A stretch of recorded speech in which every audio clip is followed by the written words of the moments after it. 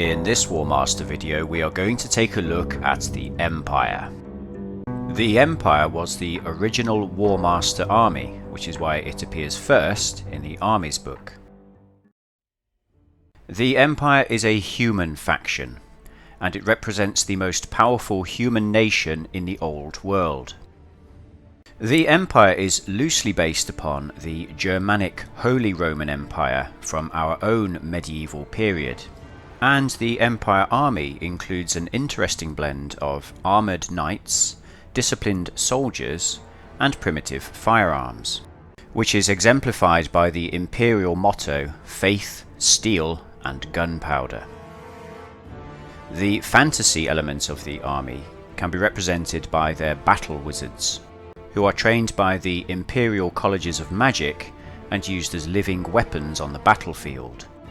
It is the Empire's ability to adapt and utilize new technologies that allows them to be so dominant in a world where they are surrounded by other races bent on their destruction.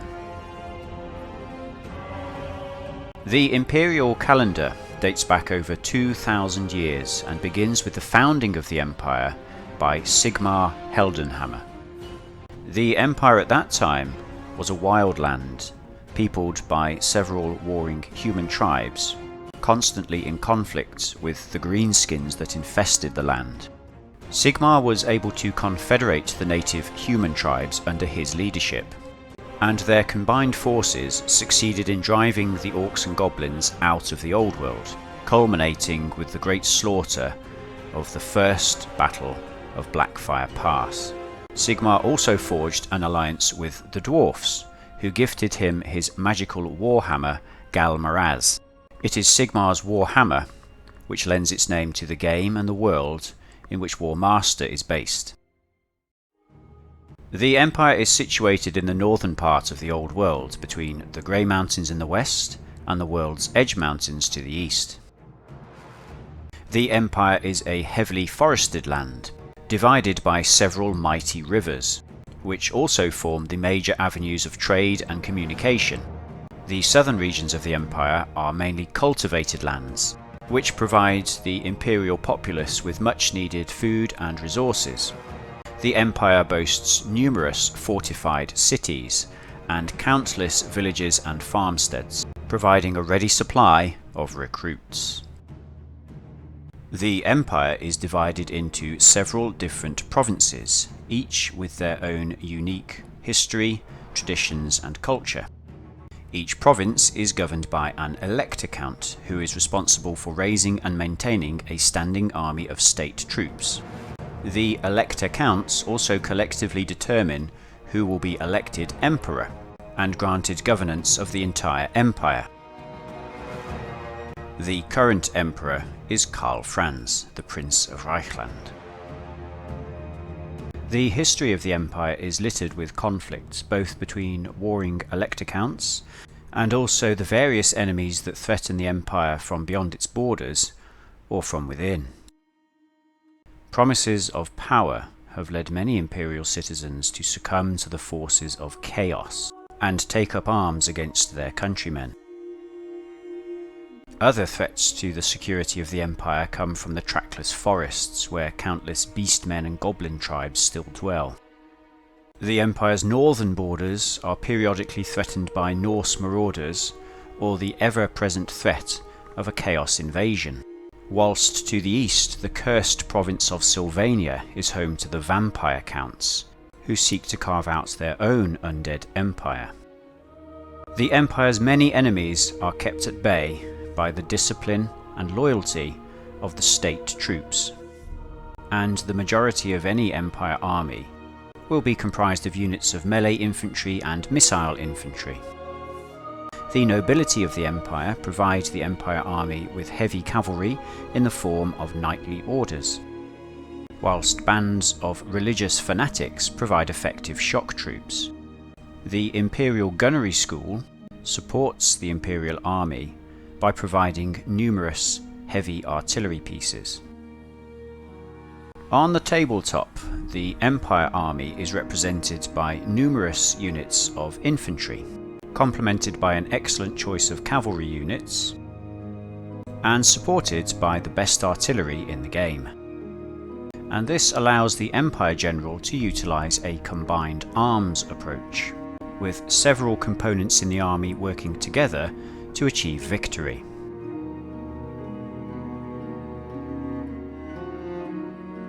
The Empire Army list features 10 troop choices and 3 character choices. You must always take one general for the army, and for every 1,000 points you select, you must also take 2 units of halberdiers and 2 units of crossbowmen, although half of your crossbowmen may be upgraded to handgunners if you wish. There is no restriction on the number of knights you may take, whilst the army's main restrictions are placed upon the multiple gunpowder units. The character selection is standard for a human army. Halberdiers are your core melee infantry units, with a standard profile for light infantry. The halberdier profile actually represents all units of state troops in the Imperial Army, including swordsmen, spearmen, and free company. Halberdiers will fare poorly if used to attack enemy melee infantry units of higher calibre. Halberdiers, however, are very cheap, so you can build large brigades of them to hold the line. And this means that halberdiers are best used in defendable terrain or as support for your missile units. Brigades of halberdiers can be used to lock the enemy in place, whilst you manoeuvre your brigades of knights to attack the flank. Your crossbowmen have the standard missile infantry profile and are relatively cost effective, so can be taken in large numbers if desired. Their lack of armour means they are best used to operate from dense terrain or with infantry support. One viable tactic with crossbowmen is to use them as a skirmish screen, where individual units are deployed in advance of the remainder of the army. An incautious enemy may be lured into the trap of attacking the lone crossbow units, who should cause some damage to the enemy. The enemy are then left stranded and can be pounced upon by the rest of your army. Crossbowmen can also be held in reserve at the rear of the army to defend against enemy flyers, and because crossbowmen still have 3 attacks in melee, they are ideal for use as an infantry trap, leaping out of defendable terrain to attack the flanks of unsuspecting cavalry units. Handgunners are the armour-piercing variant of crossbowmen, but are limited to 3 units per 1,000 points. You may also opt to upgrade one of your crossbowmen units for every 1,000 points into handgunners, and this gives you access to handgunners without having to take large numbers of missile infantry. Handgunners are a useful addition to the Empire army, especially if you know you're going to fight heavily armoured opponents such as knights, dwarfs or chaos. Some players like to use handgunners as artillery bodyguards, as their armour-piercing shots will deny enemy flyers any armour save. Flagellants have a standard fanatic infantry profile. They are an archetypal glass cannon. They will cause a lot of damage on the attack, but will swiftly perish to any counter-aggression, and are vulnerable to enemy shooting. Flagellants are immune to terror, and cannot be driven back by shooting, so they can be used as a sacrificial unit. By placing them in advance of the main body of the army, you may force the enemy to shoot them instead of your more valuable units. However, flagellants also have negative traits. They must always use their initiative to charge, and must always pursue and advance. And this means the enemy can easily lure them away from your lines by baiting them. So don't be surprised if your flagellants disappear off into enemy lines in a headlong charge, only to be brought down by a counterattack. I have used flagellants with some success as frontline heavy hitters, supported by halberdiers. The flagellants can take on the enemy heavy infantry and damage them, allowing the halberdiers to mop up with their superior numbers. Skirmishers are an interesting addition to the army list. They represent a single stand of elite troops which can be added to bolster any unit of halberdiers or missile infantry, and they can be thought of as an implementation of the detachment rules from Warhammer. Skirmishers can be represented by small numbers of greatswords, sword and buckler men, or pistol-armed troops. A unit including skirmishers effectively becomes a unit of 4 stands, and the skirmisher stand can be placed in any formation around the core 3, without affecting their formation. A brigade of 4 units of halberdiers with 4 units of skirmishers attached could effectively have 360-degree line of sight through this mechanism, simply by placing the skirmishers at the corners of the brigade. Skirmishers are best employed with units of halberdiers, which then become formidable melee units. A brigade of 4 units of halberdiers fronted by skirmisher stands will reliably churn out 16 attacks per turn, whilst forcing the enemy to chew through 48 hits. Empire Knights have the standard heavy cavalry profile, common across many armies. Knights are your hammer unit. They will reliably deliver a large number of attacks against enemy cavalry or infantry they catch in the open, whilst their excellent 4+ armor save protects them from harm. I favour an aggressive playstyle, so always take as many units of knights as I can afford, although this will reduce the army breakpoint. Pistoliers have the standard medium cavalry profile common to many armies, but also include a 15 cm shooting attack. They are very cost effective and versatile troops, as their decent armor save means they can be used to attack enemy infantry units head on, whilst their shooting attack allows them to harass enemy cavalry and monsters. Pistoliers also work well as a flanking unit and can be sent behind enemy lines to impose a command modifier. Some players also employ Pistoliers as artillery bodyguards, as their 360-degree line of sight for shooting allows them to target flyers that land behind the army. Cannon are the best artillery pieces in Warmaster. Each stand of cannon has a 60 cm range and will inflict 2 attacks that ignore the enemy's defended status and also completely ignore their armour. Cannon are fielded as units of 2, therefore 2 units of cannon can inflict 8 hits on the nearest target. This is usually sufficient to remove entire stands and rout entire units of infantry. And this is before we take into account the cannon's bounce. A cannon's shot will automatically pass straight through the first stand it hits. The shot will then travel a further 5 cm along the line of fire, inflicting 1 further hit on any other stand it passes through.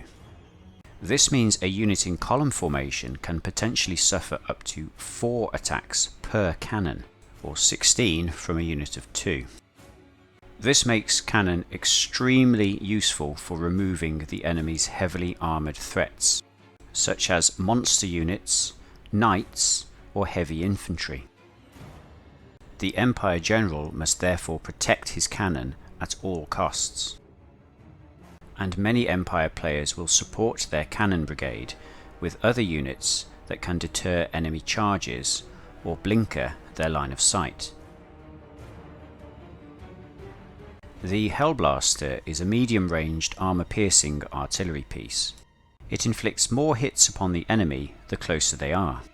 Hellblasters are often included as part of an artillery brigade with cannon, their purpose being to deter enemy from charging the artillery. They are very cheap but only comprise a single stand, which means they rarely perform well.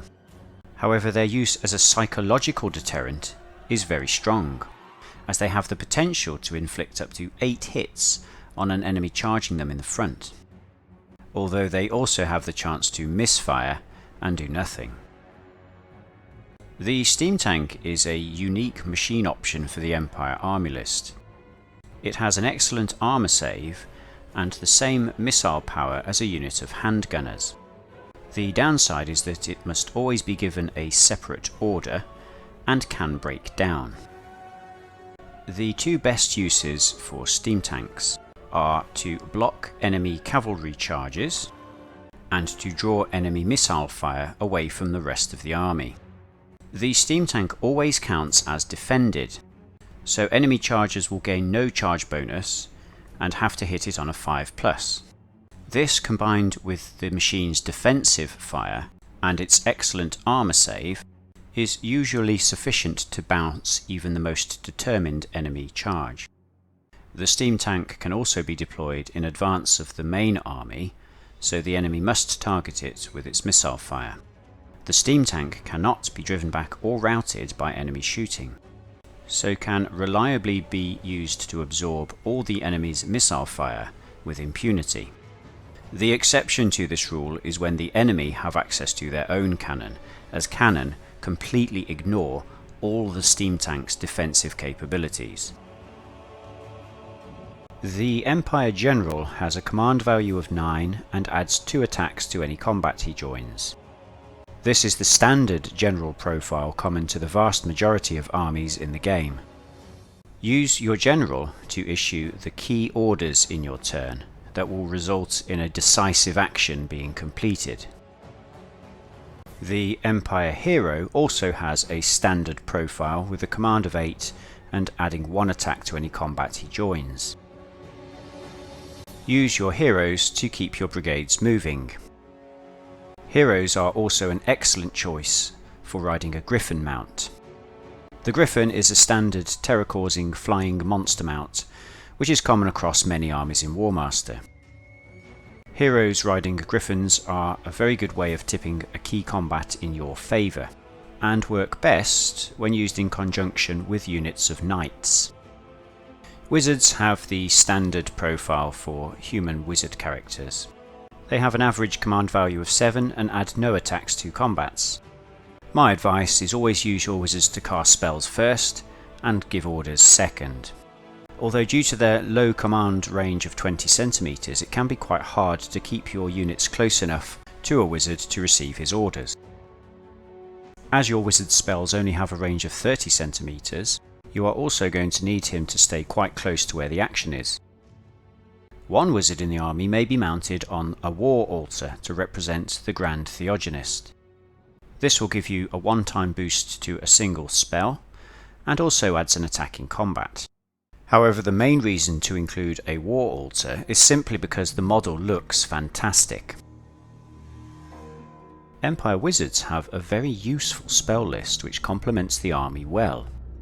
Ball of Flame is your damage dealing spell and is common to many other army lists. Use it to cause confusion amongst enemy brigades or add a few hits to a critical combat. You can also try and snipe enemy artillery pieces with this spell, but that may leave your wizard exposed. Voice of Command is a movement spell, and this is an excellent way of ensuring your key melee units engage the enemy when you want them to. If you manage to fail all your charge orders in a turn, simply move your wizards across, cast the spell, and in go your knights. Weird Enchantment is your utility spell and is often overlooked, but I find it a hidden gem. Not only does it reduce the movement of enemy units to half pace, it also removes any terror-causing ability the unit may have, and forces them to count the enemy as terrifying instead. This is best employed against the enemy's key melee troops, especially if they have attached a terror-causing character. The last spell is Teleport, and I have never had cause to cast this in a game of Warmaster. Enough said.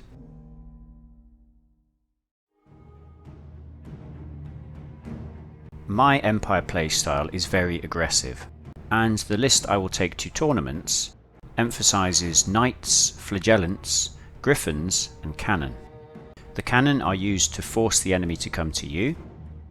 You then launch a combined attack of Flagellants, Knights and Griffins once the enemy is in charge range, and break the enemy quickly. This playstyle has given me more successes than it has failures, but it's not the only way to play Empire. You could try a high breakpoint horde style army, which can be successful if the enemy has taken large numbers of poor quality infantry. You could go for a gunpowder theme and maximise your shooting, which might be effective against smaller, heavily armoured armies such as dwarfs, chaos or ogres. You could opt for a melee infantry heavy army by adding lots of skirmishers, and this build should outtrade other medium infantry such as elves or orcs. Or you may just want to take a little bit of everything and experiment. The Empire has multiple viable options, So build an army that suits your playstyle and have fun. So why should you play Empire? Well, first and foremost, it is a human faction, and it's possibly the closest to a realistic, historical human army that Warmaster has to offer. So if you want to beat all the fantasy nerds with your army of foot-slogging grunts, this could be for you. If you are new to the game of Warmaster, Empire is a very good starting army, as the troop choices have very standard stat lines and few special rules. Empire army miniatures are also some of the most widely available on the internet. And even if you can't find Games Workshop originals, the vast majority of troop types can be represented by historical figures. The Empire army is also very colourful to paint, as each imperial province has its own colour scheme and heraldry. Finally, the Empire has a rich history from the lore of Warhammer. So owning an Empire army allows you to recreate many of the great battles from the Empire's history in Warmaster scale. In my opinion, the main strength of the Empire army are its cannon, and this means you can adopt a defensive style of play should you choose, as if the enemy fails to close with your artillery, they will suffer horrendous losses. So if your army is outclassed by the enemy troops, you can simply castle up around your cannon and force them to come to you. If you prefer a more aggressive style of play, then you have unlimited access to the excellent units of knights. And a unit of knights supported by a Griffin Rider is a very strong hammer unit. The Empire spell list is also very good, and because they have access to a movement spell, it's often worth taking a Ring of Magic for one of your wizards, to ensure you get that critical charge at the right time. The Empire army can also field vast amounts of shooting, including several armour-piercing options, and this can make actually closing with the main body of the army a tricky proposition. Also, the Empire has access to a high amount of cheap infantry, so will always have a decent breakpoint. However, although the Empire infantry is available in large quantity, its quality does leave something to be desired, as the lack of decent armour saves will cause your infantry to perish if thrown against the enemy's medium to heavy troops. You can mitigate for this by taking large numbers of troops or adding skirmishers to your halberdiers. The Empire army also has no access to flying units, which does limit the playstyle somewhat. There are also no monsters in the Empire army, which limits its access to terror, forcing you to rely on the spell list or a Griffin mount. If you choose to play the optional scouting rules, the Empire also has few units with a good scouting value, so you will usually set up before the opponent does. And finally, the Empire army is extremely well known, so this means your opponent will usually know what to expect from you, and prepare accordingly. So what tactics should you use to beat the Empire? Well, sending units to target their artillery is always a good option. Flying troops are the best at this, although light cavalry or wizards can also fulfill this role. And it's often worth sacrificing a unit of yours to destroy an entire brigade of theirs. Losing 4 artillery units early on makes it almost impossible for Empire to win. If you can't remove their artillery, the next best thing is to make sure it can only target your chaff units. So keeping an expendable unit as the closest target to the enemy artillery is always a good idea. If you field good quality infantry units in your army, you make it very hard for the Empire to win the melee grind. Orcs, dwarfs, chaos and ogres all have excellent infantry options that will totally outclass the Empire halberdiers. Any army that has access to knights can counterplay the Empire knights. If you hit their knights first, you seriously reduce their impact on the game. Also, if you have access to artillery of your own, Empire knights are a prime target. And if you can engage the Empire missile troops with your own cavalry, you should be able to sweep them aside and bring the Empire army ever closer to its breakpoint. The Empire army offers the Warmaster player a variety of playstyles that can achieve victory. Their troops may not be the best in the game, but there are no underpowered troop choices.